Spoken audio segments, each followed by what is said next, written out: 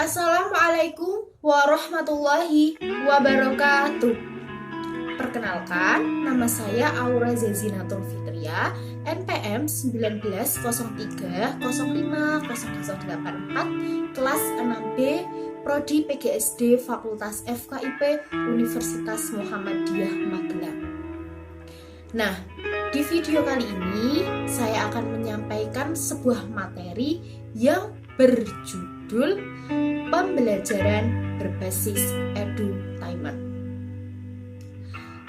Sebelum masuk ke materi, saya akan menyampaikan subbab-subbab apa saja yang akan kita bahas pada video kali ini. Nah, yang pertama, kita akan membahas tentang pengertian edutainment. Yang kedua, kita akan membahas prinsip-prinsip belajar berbasis edutainment. Kemudian yang ketiga, kita akan membahas tentang teori belajar berbasis edutainment. Kemudian yang keempat, kita akan membahas tentang teori dan bentuk terapan edutainment. Kemudian yang kelima, yang terakhir, kita akan membahas tentang karakteristik edutainment. Mari kita simak ya. Nah, pembahasan yang pertama kita akan membahas tentang pengertian edutainment. Apa sih pengertian edutainment itu? Nah, edutainment adalah suatu proses pembelajaran yang memadukan antara pendidikan dan hiburan, sehingga menjadi suatu desain pembelajaran yang menyenangkan dan menarik minat peserta didik untuk belajar. Oleh karena itu, muatan pendidikan dan hiburan bisa dikombinasikan secara harmonis. Untuk apa? Untuk menciptakan pembelajaran yang menyenangkan. Dalam hal ini, pembelajaran yang menyenangkan biasanya dilakukan dengan humor, kemudian dilakukan dengan permainan atau games, kemudian bisa bermain peran, dan bisa juga dilakukan dengan demonstrasi. Pembelajaran juga dapat dilakukan dengan cara-cara lain, asalkan siswa itu dapat menjalani proses pembelajaran dengan senang. Kemudian, pembahasan yang kedua mengenai prinsip-prinsip belajar berbasis edutainment. Nah, apa saja sih prinsip-prinsipnya itu?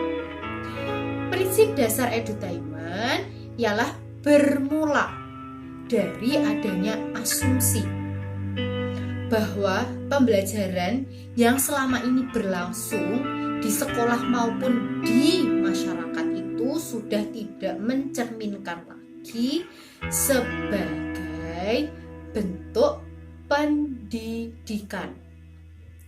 Akan tetapi lebih terkesan seperti menakutkan, kemudian mencemaskan, dan membuat anak itu tidak senang. Bahkan anak itu kebanyakan merasa bosan dan jenuh akan proses pembelajaran yang seperti itu.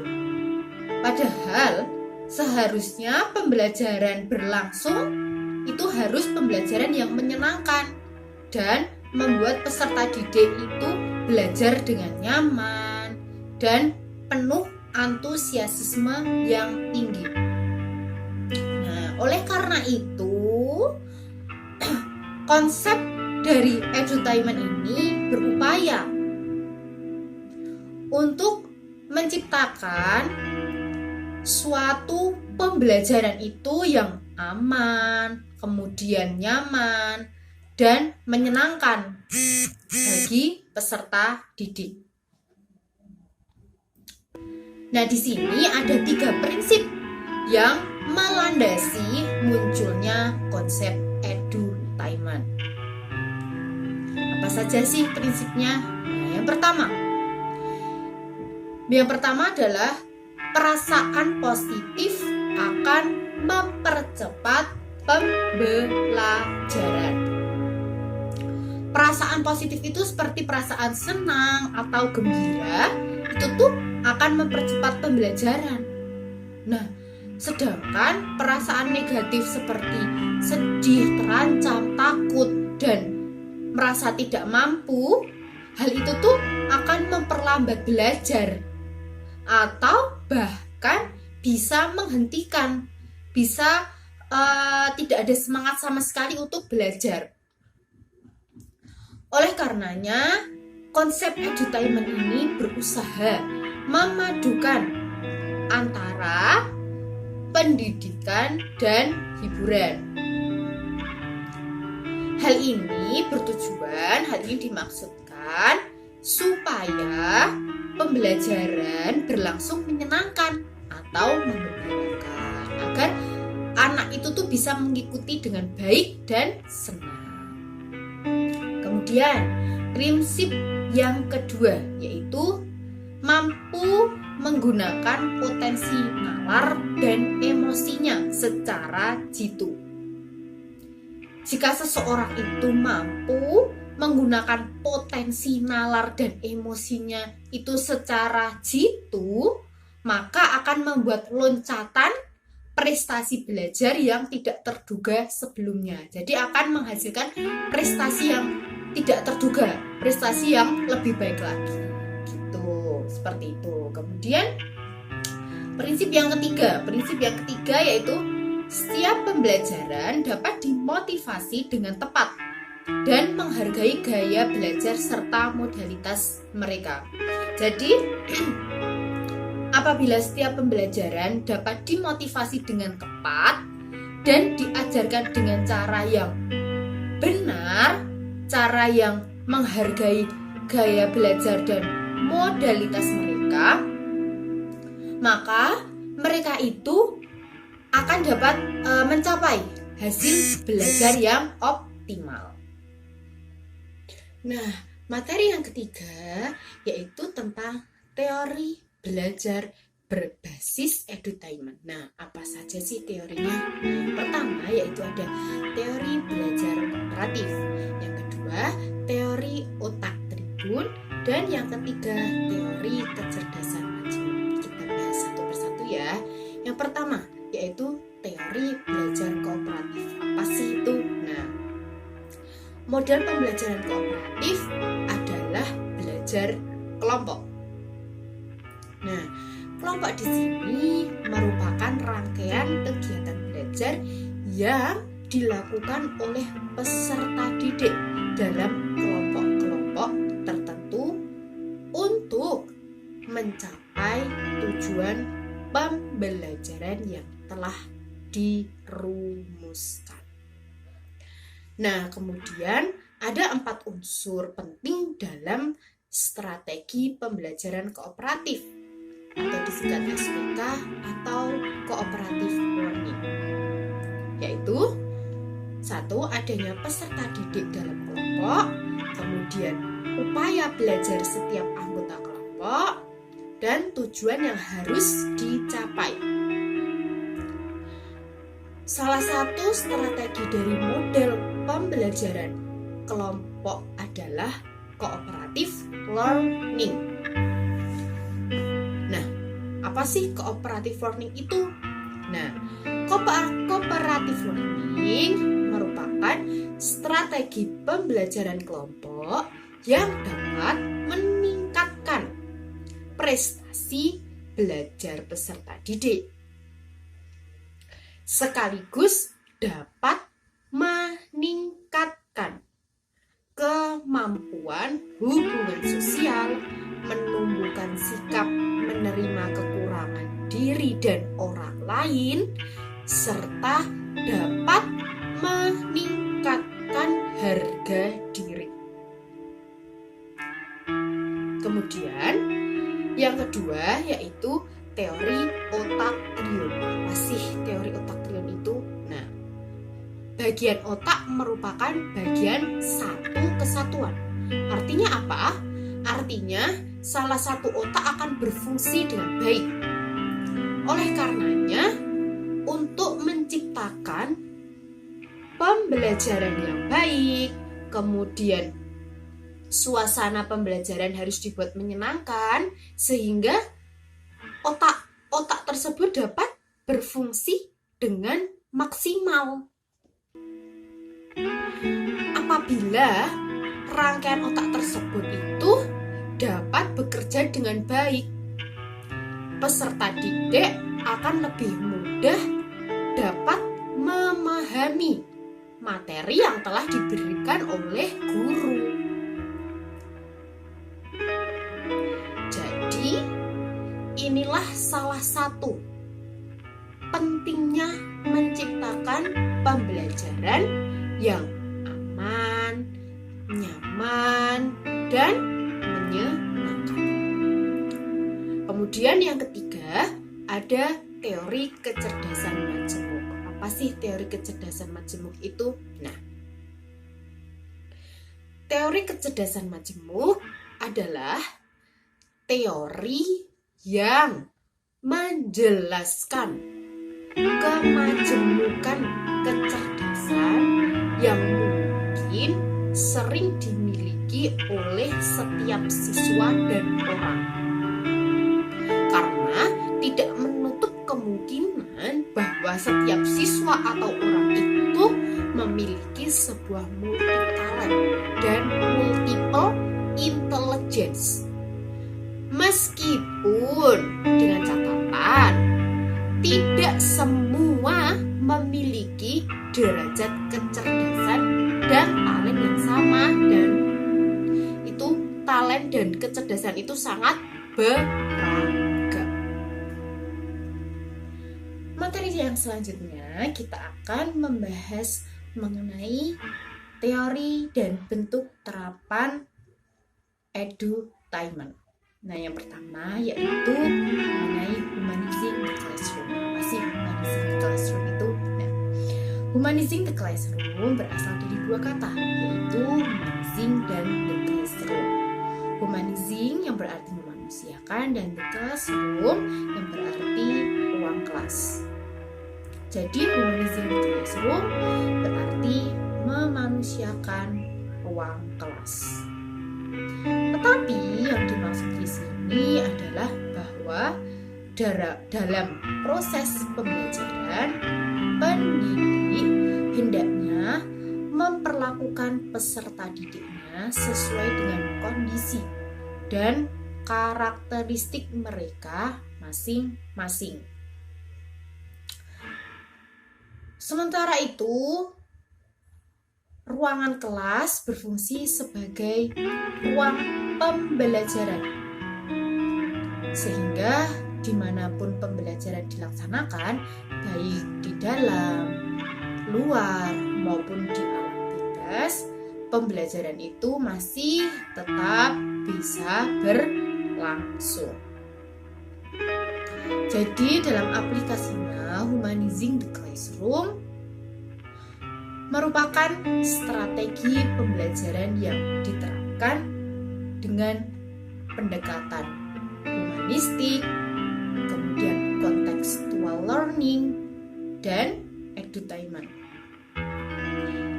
di mana peserta didik ini dapat belajar dari lingkungan, kemudian bisa juga dari realita kehidupannya, serta menciptakan suasana belajar yang menyenangkan. Nah, yang kedua yaitu tentang pembelajaran aktif. Nah, bagaimana sih pembelajaran aktif itu? Pembelajaran aktif merupakan pendekatan pembelajaran yang lebih banyak melibatkan aktivitas siswa dalam mengakses berbagai informasi dan pengetahuan yang akan dibahas dan dikaji dalam proses pembelajaran di kelas, sehingga mereka itu mendapatkan berbagai pengalaman yang dapat meningkatkan pemahaman dan kompetensinya. Kemudian yang ketiga ada the accelerant learning. Apa sih itu? Nah, acceleracy learning adalah pendekatan belajar yang paling maju yang digunakan pada masa sekarang ini. Nah, itu juga mempunyai banyak manfaatnya.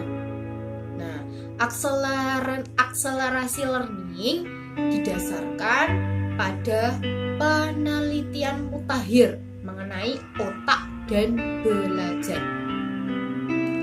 Di sini dapat digunakan berbagai metode dan media.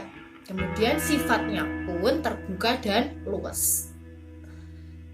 Pembelajarannya itu diajak terlibat sepenuhnya, siswa diajak sepenuhnya. Kemudian acceleracy learning ini cocok dengan semua gaya belajar dan memberi energi serta membuat belajar itu menjadi menyenangkan dan benar-benar sangat mementingkan hasil dan hasil. Nah, kemudian yang keempat ada quantum learning. Nah, yang pertama itu ada prinsipnya itu bahwa sugesti dapat dan pasti mempengaruhi hasil situasi belajar. Dan setiap detail apapun memberikan sugesti positif ataupun negatif. Nah, di sini juga dibahas ada beberapa teknik yang digunakan untuk memberikan sugesti yang positif. Adalah contohnya mendudukkan murid secara nyaman. Kemudian memasang musik pada latar di dalam kelas agar rileks. Kemudian meningkatkan partisipasi individu. Bisa juga menggunakan poster-poster. Untuk apa? Untuk memberikan kesan besar sambil menonjolkan informasi dan menyediakan guru-guru yang terlatih baik dalam seni pengajaran sugestif. Nah, tidak hanya sugesti saja. Yang kedua ada pemercepatan belajar dengan didefinisikan sebagai berikut. Nah, memungkinkan siswa itu untuk belajar dengan kecepatan yang mengesankanlah, dengan upaya yang normal dan dibarengi dengan kegembiraan. Nah, cara ini itu bisa menyatukan unsur-unsur yang secara sekilas tampak tidak mempunyai persamaan. Contohnya ada hiburan, kemudian ada permainan, kemudian warna, cara berpikir positif, kebugaran fisik, dan kesehatan emosional. Namun, semua unsur ini bekerja sama untuk menghasilkan pengalaman belajar yang efektif. Nah, quantum learning ini juga mencakup aspek-aspek penting dalam program neurolinguistik atau bisa disingkat dengan NLP.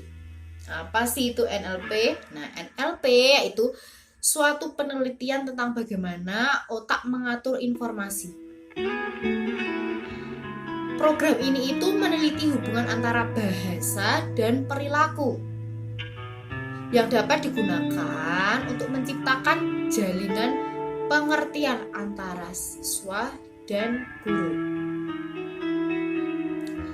Para pendidik dengan pengetahuan NLP mengetahui bagaimana menggunakan bahasa yang positif untuk meningkatkan tindakan faktor-faktor penting untuk merangsang fungsi otak yang paling efektif.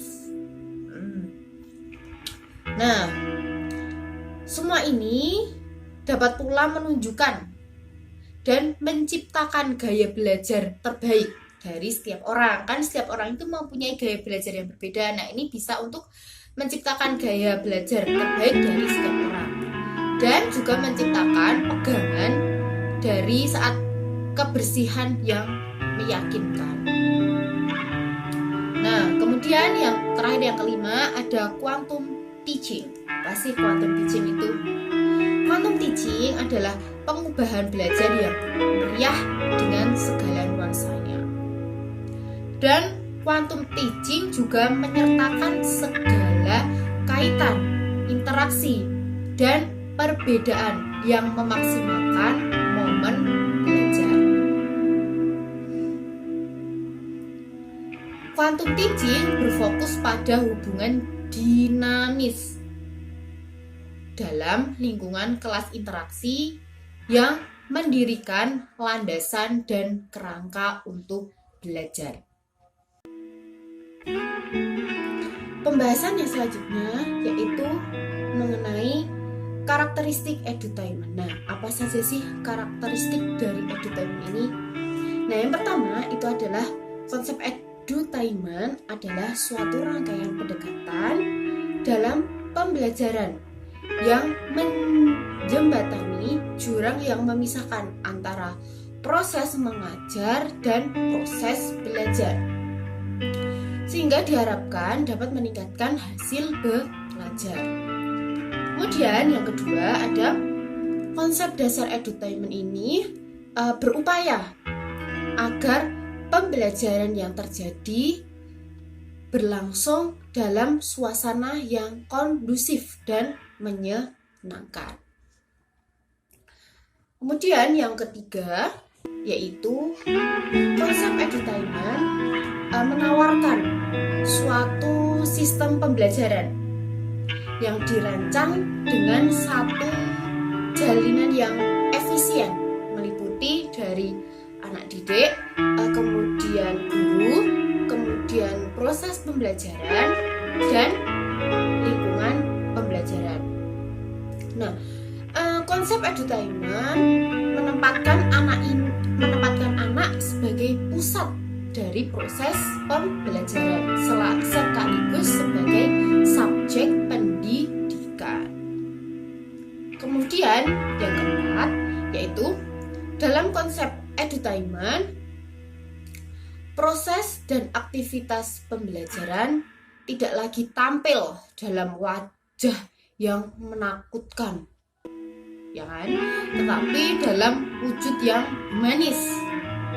Dan dalam interaksi edukatif ini akan menumbuhkan aktivitas belajar yang efektif dan menjadi kunci utama suksesnya sebuah pembelajaran.